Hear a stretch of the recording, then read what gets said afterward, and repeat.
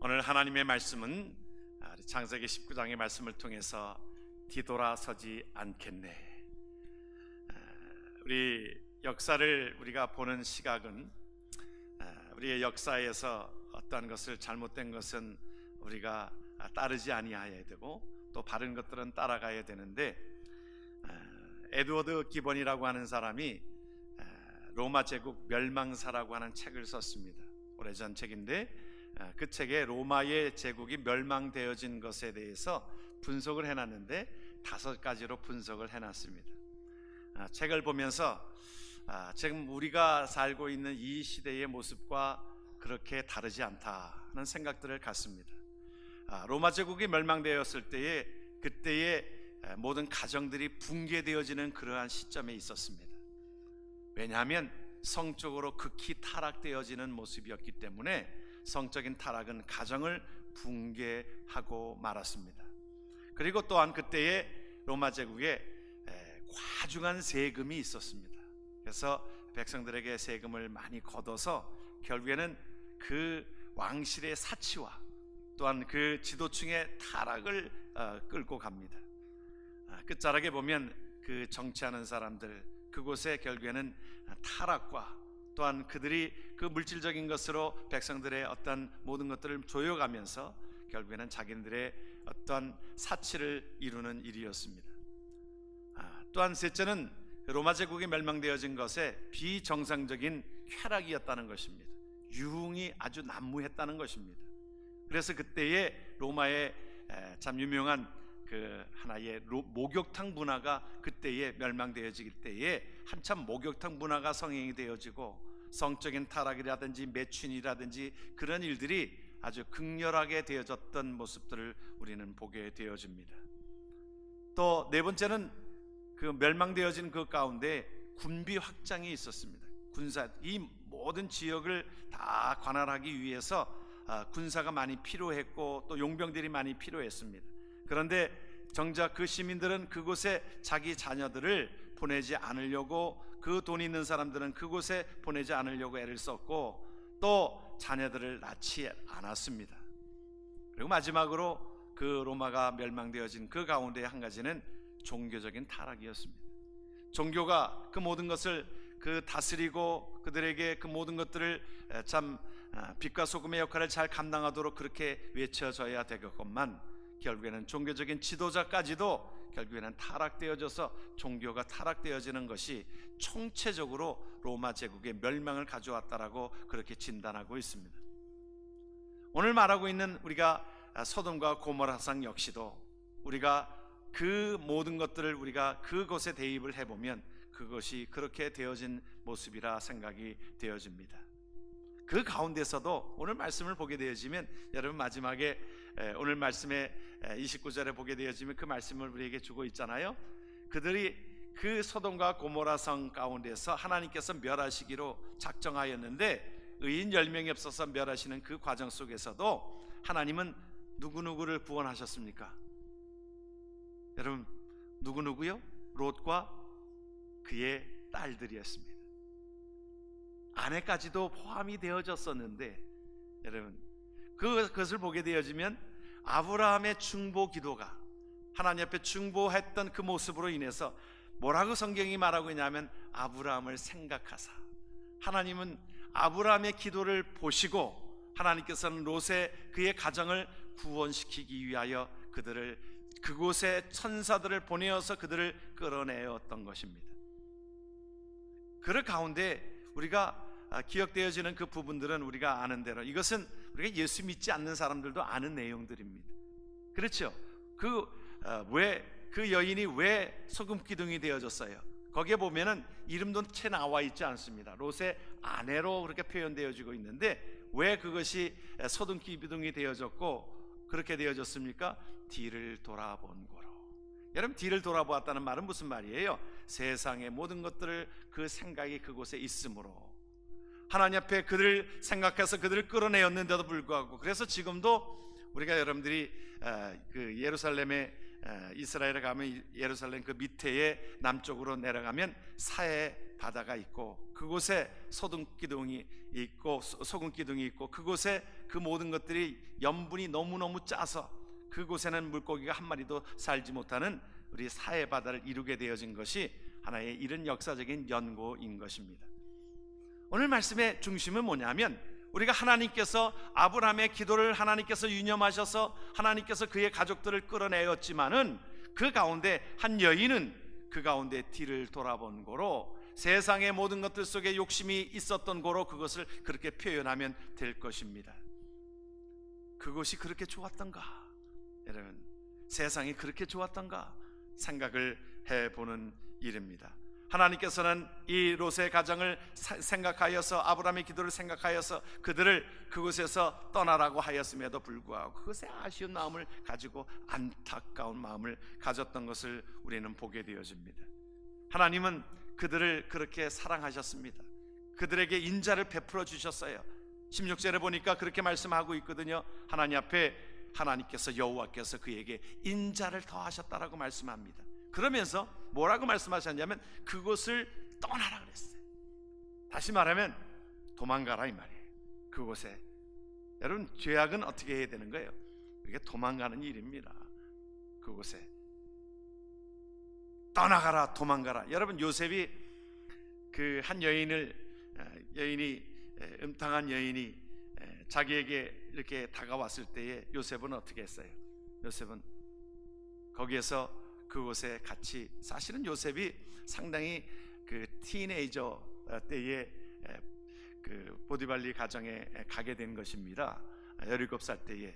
여러분 그런데 그가 여러 가지로 정력적으로도 또한 그가 다시 말하면 그 보디발리 가정에 들어갔을 때에 그 아내가 자기를 유혹하였을 때 세상적으로 생각하면 그것은 자기에게 어찌 보면 세상적으로 말하면 출세길일 수도 있을 것입니다.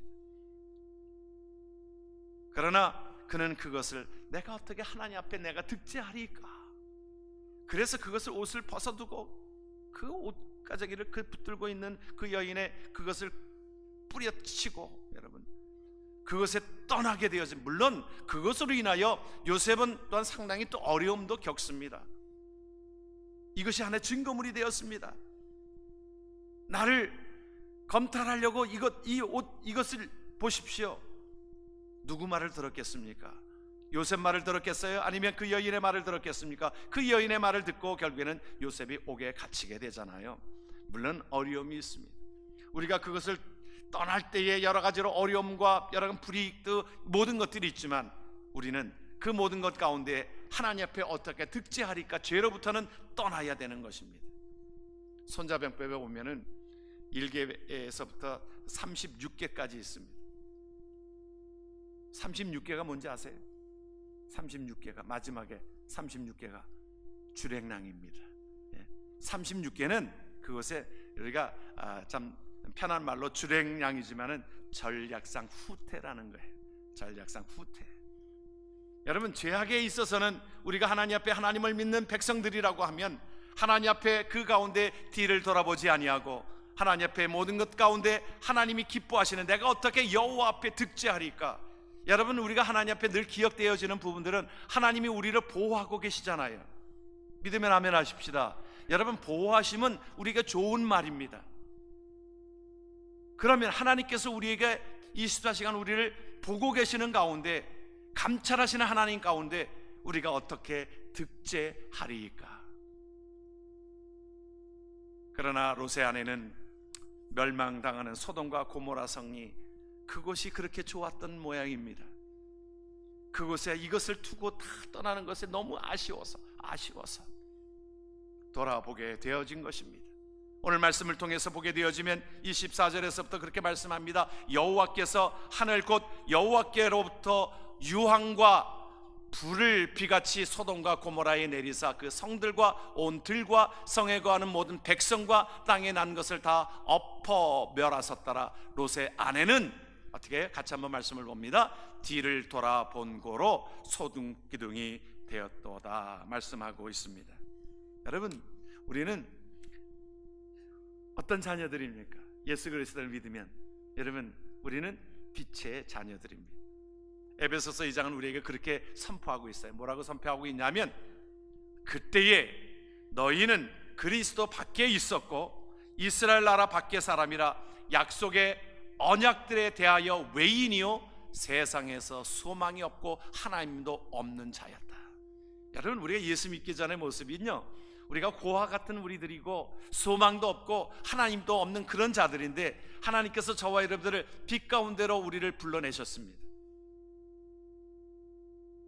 빛 가운데 저와 여러분들을 불러내셔서 하셨는데, 우리는 자꾸 어둠 속으로 빠져가려고 합니다. 옛날에 그래도 그게 좋았는데, 옛날에 그것이 좋았습니까? 여러분, 어둠 속으로 자꾸 우리는 돌아가려고 합니다. 예수 믿고서 내가 예수 믿는 증표로서 내가 때로는 술과 담배를 내가 끊었는데 옛날 생각이 자꾸 나는 거예요. 그런 적 없으십니까? 여러분, 우리의 모습이 자꾸 뒤를 돌아보는 그 신앙 가운데 나아가는 것이 아니라 앞을 바라보고 하나님 앞에 환한 빛을 향하여 나아가는 하나님의 복된 자들 되기를 주의 이름으로 축원합니다. 주님은 뭐라고 말씀하셨냐면, 시편 146편 5절의 말씀을 우리가 우리의 고백으로 다시 한번 말씀을 봅니다. 야곱의 하나님으로 자기 도움을 삼으며 여호와 자기 하나님께 그 소망을 두는 자는 복이 있도다. 여러분, 신앙 안에서 하나님 앞에 그 소망을 두고 어떤 것에 타협하는 인생이 아니라, 뒤로 가는 인생이 아니라, 옛것에 타협하고 어둠 속으로 들어가는 자가 아니라, 하나님 앞에 신앙을 때로는 이것을 고집스럽게 우리가 지키고 나아가는 하나님의 백성 되어지기를 주의 이름으로 축원합니다.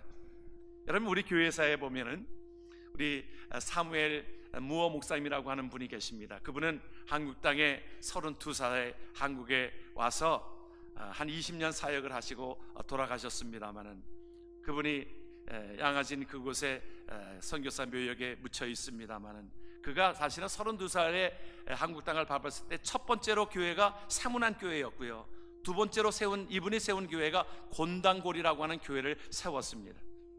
그래서 그때에 전도하였는데, 그때에 예수 학당, 그러니까 공부를 가르쳐주는 예수 학당을 교회 안에 배설을 하고서는 그 동네 그 아이들을 데려다가 가르쳤습니다. 그때 봉출이라고 하는, 박봉출이라고 하는 학생을 가르칩니다. 근데 그는 누구냐면 당시에 백정 아들이었습니다. 근데 당시만 해도 백정은 상당히 멀리했던 그 모습입니다. 완전히 상놈 취급을 하고, 그때만 해도 그렇게 오래된 시절도 아닌데 그때의 백정들은 완전히 이 양반들이랑 같이 어울릴 수 있는 그러한 수준이 아니었습니다. 그런데 이 봉출이가, 그가 사실은 아버지는 이름도 없었습니다. 그냥 박씨 뭐 그렇게 이름이 불러졌던 그것이었는데, 그때에 그 봉출이라고 하는 학생이 아버지가 장티푸스에 걸려서 열이 너무 오르고 죽게 되었다는 것입니다. 그러니까 이 선교사님이, 무어 선교사님이 그때 누구를 불러오냐면 에비슨 선교사님을 불러오게 되어집니다. 에비슨 선교사님은 누구냐면 그 당시 세브란스 병원을 설립한 사람입니다. 그리고 고종 황제의 주치의입니다. 그를 불러오는 거예요. 선교사님이 아니까, 서로 선교사님들이 아니까. 그런데 그 백정을 고쳐주기 위해서 그가 와서 그를 고쳐줍니다. 박씨라고 하는 백정을 고쳐줘요.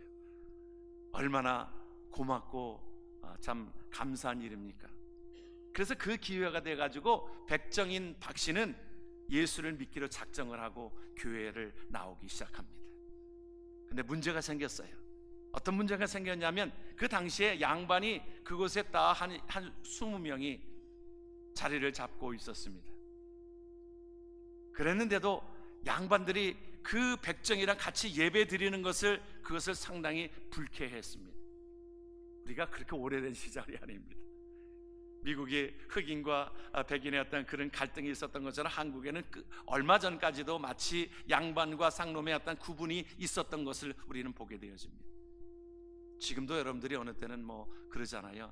뭐 이씨 하면은 뭐 왕족이라고 스스로 얘기하고 그러잖아요. 양반과 상놈으로 우리가 구분되어지잖아요. 여러분, 참 임씨는 할 말이 별로 없습니다. 임씨는 별로 그렇게 양반도 아니고 우리 임꺽정이 우리 조상이 임꺽정이가 있어가지고 이렇게 별로 이렇게 이미지는 별로 좋지 않지만 그래도 이 시대에 태어났으니까 우리가 임씨도 우리가 임마누엘 임씨라고 그렇게 얘기하잖아요. 그런데 보면은 그 백정이 함께 그곳에 거했던 그곳의 양반들이 우리는 같이 못 드린다. 그래서 선교사님한테 무어 선교사님한테 이 백정을 우리 교회에 예배 드릴 수 없습니다. 이를 다른 데 보내든지 아니면 우리가 나가겠습니다. 당시에 여러분 생각해 보세요. 교회가 양반들로 이렇게 딱 한 20명 정도가 이렇게 꽉 차해지고 그러하는데 자기네들 나가겠다는 거예요. 교회를 이루는 중심 세력 아닙니까?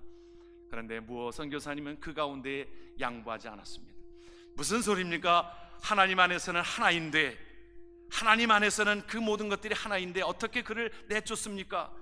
안 됩니다. 단호하게 그것에 타협하지 아니하였습니다. 또 다른 제안을 합니다. 양반들이 뭐라고 제안을 하냐면, 그러면 우리가 자리 앞에 앉겠습니다.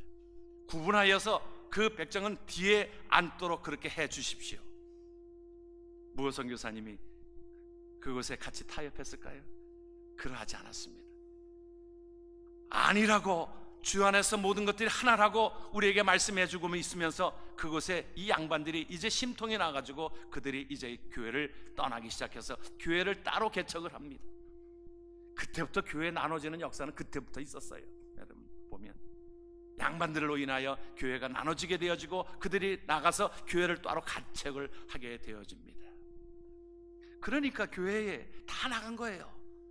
그러니까 백정, 이 백정이 박심한 그 아들이랑 그 몇몇이서 이렇게 자리를 차지하고 있던 거예요. 그러니까 이 백정인 박씨가 전도하기 시작합니다. 열심으로 전도하기 시작합니다.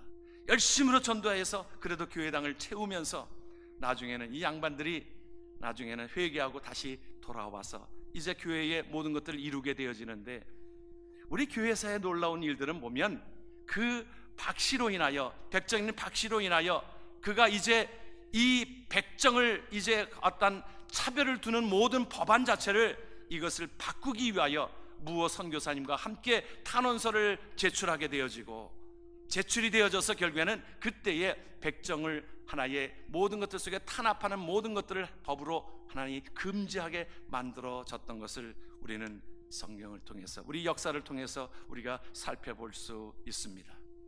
그리고 이 백정의 아들이었던 봉출이는, 여러분 우리 한국 교회사에서 보면 세브란스를 그가 원래 당시만 해도 의대지요. 그거를 공부시켜서 최초로 서양 의학을 받아들이는 의사가 탄생되게 되어지는 역사를 보게 되어집니다. 여러분 그 선교사가 그 가운데 양반들의 어떤 그런 모든 것들 속에 자기의 신앙을 굽히고 타협하고 적당히 타협하고 그러는 것이 아니라 우직하게 하나님 앞에 신앙을 지켰으므로, 믿음을 지켰으므로 하나님 앞에 그 모든 것들이 가능하게 된 것 아니겠습니까? 우리가 때로는 그 당시에 내가 타협하는 것으로 인하여 내게 조금 편안함이 있을 수도 있을 것입니다.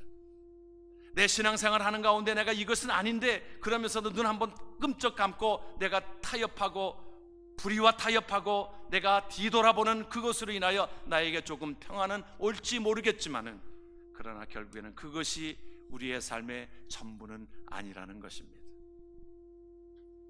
예수를 믿고서 우리 복음서가 가운데 그 찬송이 있잖아요. 나 결심했네 주 따르기로, 나 결심했네 주 따르기로, 나 결심했네 주 따르기로, 뒤돌아서지 않겠네. 그때 영어 배우려고 I have decided to follow Jesus. I have decided to follow Jesus. I have decided to follow Jesus. No turning back, no turning back. 여러분 우리가 하나님 앞에 고백되어지는 우리의 신앙의 고백이 어떠한 이유에서도 뒤돌아서지 아니하는 하나님의 귀한 자들이 되어지기를 주의 이름으로 축원합니다. 오늘 하나님께서 우리에게 강권하고 계십니다. 하나님께서 그들에게 강권하고 계셨어요. 오늘 말씀을 통해서 15절서부터 보게 되어지면 동틀 때에 천사가 롯을 재촉하여 이르되 일어나 여기 있는 내 아내와 두 딸을 이끌어내라. 이 성의 죄악 중에 함께 멸망할까 하노라. 여러분, 하나님의 마음이 여기에 있습니다. 그들에게, 천사가 롯에게 이곳을 떠나라 강권하고 계십니다. 그러나 16절에 보니까 그러나 롯이 지체하고 있어요. 사람들이 롯의 손과 그 아내의 손과 두 딸의 손을 잡아 인도하여 성 밖에 두니 여호와께서 그에게 자비를 더하심이었더라. 그리고 그 사람들이 그들을 밖으로 이끌어낸 후에 이르되 도망하여 생명을 보존하라. 돌아보거나 들에 머물지 말고 산으로 도망하여 멸망함을 면하라. 하나님의 강권하심이 여기에 담겨져 있습니다. 하나님께서 롯의 가정에게 그 강권하심이 담겨져 있습니다. 뒤에 곧 이제 멸망이 다가오는 것을 보게 되어지는데 너희가 이것을 떠나서 하나님께서 예비한 그곳으로 떠나가라고 말씀합니다. 하나님께서 우리에게 긴박성 있게 말씀하고 있습니다. 우리가 곳곳에 모든 것들을 보존하여, 여러분, 종말 때를 우리가 보게 되어집니다. 종말의 여러 가지 징조를 보여주게 되어집니다. 곳곳에서 지진과 기근과 모든 것들이 뻥뻥 터지기도 하고, 북한의 어떤 핵의 위험으로 인하여 여러분, 우리가 그리 되지 않아야 되어지지만, 여러분, 그 미치광이가 어떻게 해서 그 버튼 하나 딱 누르면 세계는 다 끝나버리는 겁니다. 여러분, 수소폭탄의 그 가공력이라고 하는 것은요, 핵에 어제 들으니까 누가 그래 한 100배의 파괴력이 있다는 거예요. 여러분, 북한에서 버튼 하나 딱 눌러서 딱 그것을 떠서 터지면요, 자기네들도 죽고 같이 죽겠다는 거거든요. 쳐다보면 어떻게 됩니까? 여러분, 쳐다본 자는 다 죽습니다. 예수를 쳐다본 자는 살지만 여러분, 그거 쳐다보면요 다 죽습니다. 쳐다보지 않을 수가 없는 거지요. 우리가 지금 이런 상태에 있습니다.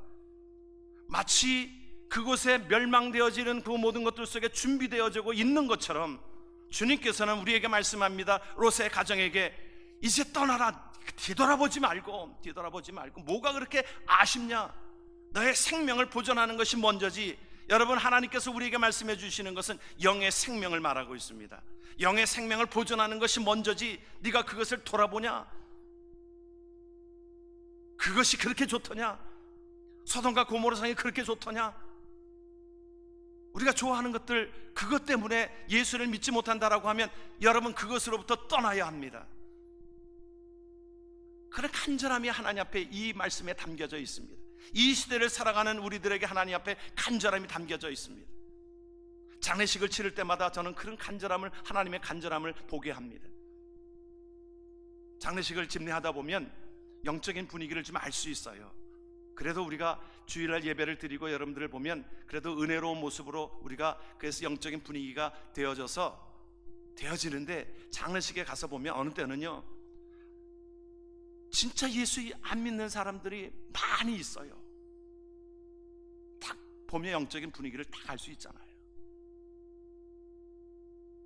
그래서 어느 때는 저도 모르게 말씀을 준비한 것 외에 전도 설교가 나오는 거예요. 전도 설교가 나오는 거예요. 돌아가신 분 뭐 그렇게 치하하고, 돌아가신 분 뭐 그것에 치할 것은 사실은 아니지요. 그런데도 물론 가족들이 있으니까 또 그분의 어떤 그 모든 업적들을 우리가 나타내야 하지만, 가장 궁극적인 것은 뭐냐면 아직도 예수 믿지 않는 사람들 곳곳에 있어가지고 찬송만 한번 딱 불러봐도 대충 압니다. 찬송 한번 불러보면 영적인 분위기가 아주 설렁할 때가 있어요. 아주 답답할 때가 있습니다. 그때 무슨, 여러분, 다른 설교가 아니라 그들이 예수 믿어야 하는데, 그들이 이제 그 모든 세상으로부터 떠나와야 하는데, 생명을 보존해야 하는데, 여러분, 우리에게 말씀해주고 있는 육적인 생명은 우리가 좋든 싫든, 우리가 좋은 세상을 누리든 100년, 그 100년도 때로는 다 힘이 든 세상입니다. 여러분, 우리가 좋은 세상에 살고 있잖아요. 그렇게 이 세상이 그렇게 좋던가요? 사실은 좋은 것도 아니잖아요.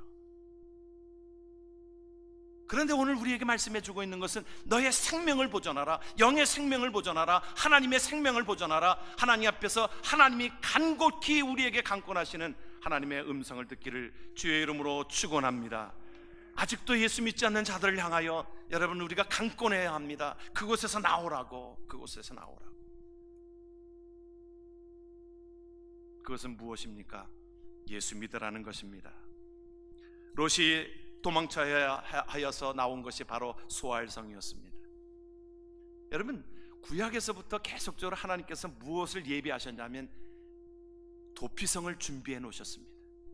그래서 도피성을 가가지고 부지중에 어떤 살인을 했다든지 그러면 그 가운데에 그 도피성으로 가면은 그를 체포하거나 그를 죽이지를 못했습니다. 다윗의 넷째 아들인 아도니아가 반역해가지고 솔로몬 때에 그때 반역해서 어디로 갑니까? 성전으로 가가지고 도망가서 제단에 뿔을 붙들고 있는 그를 솔로몬은 그를 처단하지를 못했습니다. 계속적으로 모형적으로 우리에게 말씀해주고 있는 구약에서부터 우리에게 피난처 되시는 누구예요? 피난처 되시는 누구예요? 고백하십시다. 피난처 되시는 예수 그리스도를. 구약에서부터 계속적으로 우리에게 일관되게 말씀해 주셨던 것은 메시아 예수 그리스도를 믿으면 하나님께서 우리에게 말씀해 주셨습니다. 나는 길이요 진리요 생명이니 나로 말미암지 않고는 주께로 올 자가 없다. 여러분, 우리 인생이 무엇을 찾아가는 겁니까? 길을 찾아가잖아요. 생명을 찾아가잖아요. 진리를 찾아가잖아요. 그것이 하나의 철학으로부터 시작되어지는 하나의 우리의 물음 아닙니까? 철학은 그 모든 것들 속에 답을 해줄 수 없지만, 그러나 우리가 믿고 있는 예수 그리스도는 나는 길이요 진리요 생명이니 나로 말미암지 않고는 주께로 올 자가 없다. 다시 말하면 예수 그리스도를 믿으면 길이요 진리요 생명 대신 예수 그리스도를 발견한다라고 말씀하고 있습니다. 우리는 이제 주님 앞에 주 따르기로 결단한 자들입니다. 뒤돌아보지 마십시다. 롯과 그의 가정, 그 여인은 뒤를 돌아본 거로. 여러분, 우리가 양다리 걸치는 겁니다. 양다리 걸치면 어떻게 돼요? 양다리 걸치면 가랭이 찢어집니다. 결국엔 죽습니다. 여러분, 그래서 마태복음 6장은 우리에게 그렇게 말씀합니다. 한 사람이, 같이 한번 말씀을 봅니다. 한 사람이 두 주인을 섬기지 못할 것이니 혹 이를 미워하고 저를 사랑하거나 혹 이를 중히 여기고 저를 경히 여김이라. 너희가 하나님과 재물을 겸하여 섬기지 못하느니라. 성경은 우리에게 뭐라고 말씀하고 있냐면 6장 33절을 같이 한번 말씀을 봅니다. 그런즉 너희는 먼저 그의 나라와 그의 의를 구하라. 그리하면 이 모든 것을 너희에게 더하시리라. 아멘. 하나님께서 우리에게 하나님의 나라를 구하면 하나님께서 우리에게 모든 것을 더하시겠다라고 약속하신 분이 하나님이신 것입니다. 너희가